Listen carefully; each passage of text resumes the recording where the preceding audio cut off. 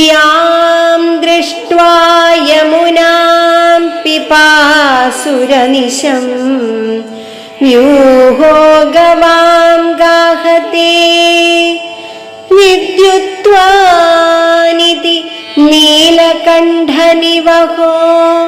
യാം ദ്രഷ്ടുമുൽകണ്ഠതേ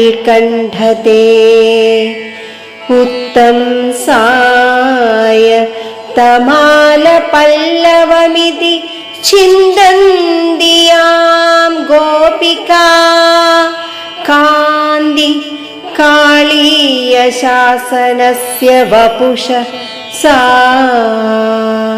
പാവനീ പാതു വാ. ഓം നമോ നാരായണായ. ഓം നമോ നാരായണായ.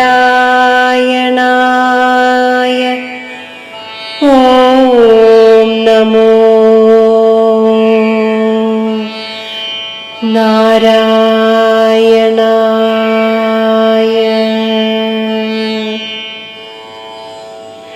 എപ്പോഴും കാളിന്തി ജലം കുടിക്കാൻ ആഗ്രഹമുള്ള പശുക്കളുടെ കൂട്ടം ഏതൊന്നിനെ കാണുമ്പോൾ ചെന്നിറങ്ങി മുങ്ങുന്നുവോ, മയിൽ കൂട്ടം മേഘമാണെന്നു കരുതി ഏതൊന്നിനെ കാണാൻ തിടുക്കപ്പെടുന്നുവോ, മുടിയിൽ ചൂടുവാൻ ഗോപസ്ത്രീകൾ തമാല വൃക്ഷത്തളിരെന്നു കരുതി ഏതൊന്നിനെ നുള്ളിയെടുക്കുന്നുവോ, കാളിയനെ കീഴടക്കിയ ശ്രീകൃഷ്ണന്റെ ശരീരത്തിലെ ആ പാവനമായ കാന്തി എല്ലാവരെയും രക്ഷിക്കട്ടെ.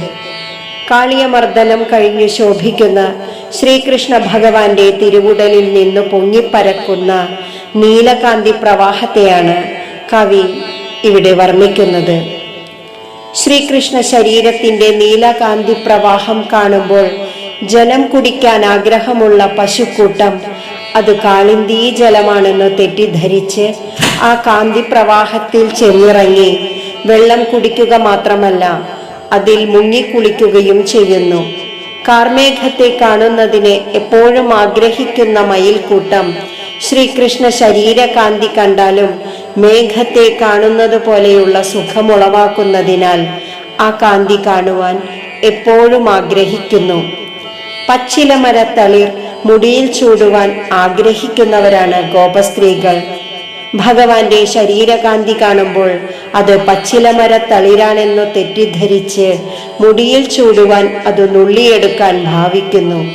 ഇങ്ങനെ പശുക്കൾക്കും പക്ഷികൾക്കും വിശേഷ ബുദ്ധിയുള്ള മനുഷ്യർക്ക് പോലും തെറ്റിദ്ധാരണ ജനിപ്പിക്കുന്ന വിധം അത്രമാത്രം വശീകരണ ശക്തിയുള്ളതാണ് ഭഗവാന്റെ ശരീരകാന്തി എന്ന് അതിശയോക്തിയിലൂടെ വർണ്ണിക്കുകയാണ് കവി. ഭ്രാന്തിമാൻ എന്ന അർത്ഥാലങ്കാരമാണ് ഇതിൽ പ്രധാനം. കാളിന്തി ജലം പോലെയും കാർമേഘം പോലെയും പച്ചിലമരത്തളിർ പോലെയും നീല മനോഹരമാണ് ശ്രീകൃഷ്ണ ദേഹകാന്തി എന്ന് കവിഹൃദയം പറയുന്നു. ഹരേ കൃഷ്ണ.